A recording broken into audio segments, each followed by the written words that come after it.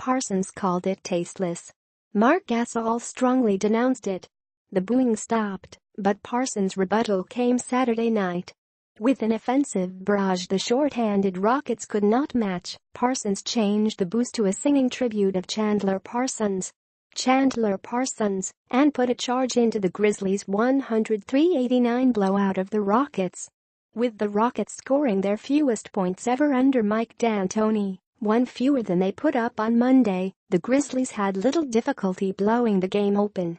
Parsons made 9 of 11 shots, pulling up for threes off the dribble and on the break, scoring 24 points in his 18.5 minutes as the Grizzlies went from a 1-point lead when he returned to the game in the third quarter to the blowout. The Rockets, who had begun the week scoring 90 points against the Grizzlies, started rapidly but seemed to run out of legs. With the Rockets barely in the game, down 9 heading into the fourth quarter after the sixth Parsons three-pointer in 7 attempts, the Rockets missed their first 10 shots of the fourth quarter as the Grizzlies built a 19-point lead.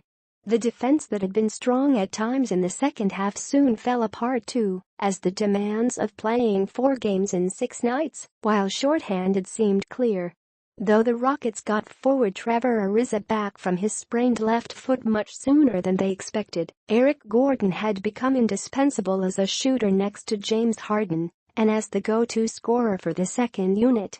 Gordon, however, was out with a stomach virus.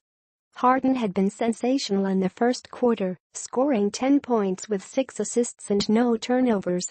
The rest of the way, he made 3 of 13 shots with just 1 assist. The Rockets had made 60% of their shots in the first quarter. By the time the benches were cleared with 3:19 left, they had made just 14 of 48 attempts and just 8 of 25 threes after that fast start.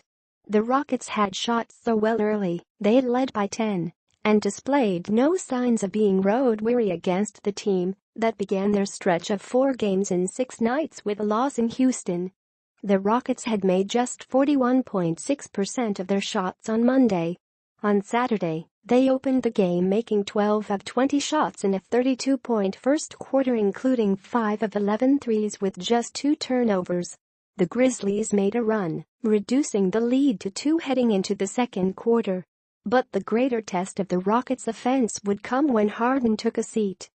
With Chris Paul still out and Gordon unavailable, the Rockets' offense collapsed in the second quarter. After Anderson put in a 3 and Clint Capella sank a pair of free throws, the Rockets missed their next 11 shots. They finished the half with a brief flurry to head into the second half down only 54-49. But the Rockets had made 5 of 17 shots in the quarter with 8 turnovers. A combination of the back-to-back, the missing scorers and the Grizzlies' defense tightening its grip seemed to be taking a toll. Even when the Rockets began the second half defending well as Memphis missed its first 6 shots, the Rockets seemed to be running in mud on the offensive end. It was all they could do to get a shot off on many possessions, with the Grizzlies turning turnovers and even missed shots into fast breaks the other way.